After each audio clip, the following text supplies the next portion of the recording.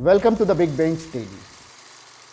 बीते दिनों पुणे के long awaited Chandni Chowk bridge का जब उद्घाटन हो रहा था, उस मौके पर केंद्रीय मंत्री नितिन गडकरी और महाराष्ट्र के दोनों डेप्यूटी सीएम तो मौजूद थे, लेकिन महाराष्ट्र के सीएम एकनाथ शिंदे नजर नहीं आए। सबके मन में कई सवाल आए, जैसे कि महायुति सरकार में सब कुछ ठीक तो चल रहा है, कहीं सीएम शिंदे किसी बात को लेकर नाराज तो नहीं है।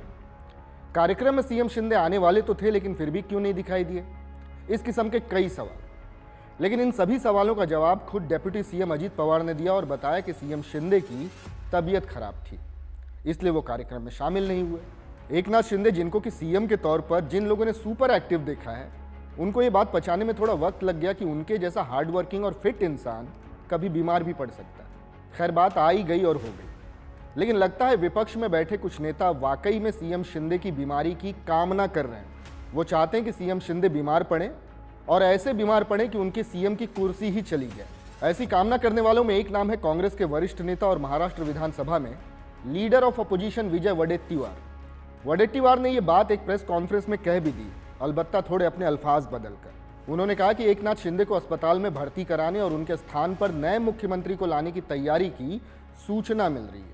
मुझे डर है कि एकनाथ शिंदे को 2 महीने के लिए अस्पताल में भर्ती कराया जा सकता है और मेडिकल ग्राउंड्स पर उनकी जगह नया मुख्यमंत्री लाया जा सकता है।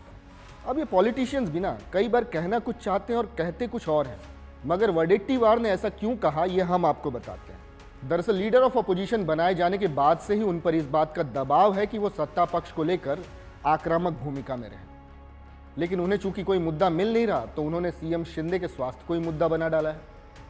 सीएम शिंदे पूरी तरह से स्वस्थ हैं, ये बात वडेट्टीवार जानते हैं।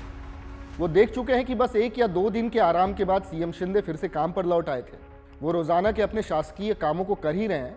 सोमवार को तो वो कलवा के छत्रपति शिवाजी महाराज अस्पताल भी पहुंचे थे, जहां 24 घंटे के भीतर 18 मरीजों की मौत हो गई थी। अस्पताल में बढ़ते मरीजों की संख्या और लिमिटेड इंफ्रास्ट्रक्चर को देखते हुए उन्होंने अस्पताल के लिए 60 करोड़ के फंड भी सैंक्शन किए। मतलब सीएम शिंदे ठीक उसी तरीके से काम कर रहे हैं जैसा काम करने के लिए वो जाने जाते हैं। तो फिर उनके खराब स्वास्थ्य और उनके अस्पताल में भर्ती होने की खबरें आई कहां से? कौन है वडेट्टीवार के वो इन्फॉर्मर्स जो उन्हें ऐसी खबरें लाकर देते हैं? सच तो यह है कि यह किसी इन्फॉर्मर की इन्फॉर्मेशन नहीं, बल्कि उनके भीतर के बैठे उस नेता की हसरत है जो ये चाहता है कि सरकार में असमंजस की स्थिति हमेशा बनी रहे। अब द बिग बेंच पर बैठकर सोचने वाली बात यह है कि इसके पहले भी शिवसेना के उद्धव गुट के संजय राउत और कांग्रेस नेता पृथ्वीराज चव्हाण ने तो अजीत पवार के सीएम बनाए जाने की भविष्यवाणी लगभग कर ही दी थी। उस समय भी कोशिश यही थी कि सरकार में शामिल तीनों पार्टियों के बीच थोड़ा सा रिफ्ट क्रिएट किया जाए। तो क्या यही काम अब विजय वडेट्टीवार कर रहे हैं? आपको क्या लगता है? आप हमें कमेंट करके बता सकते हैं। And keep watching the Big Bench daily.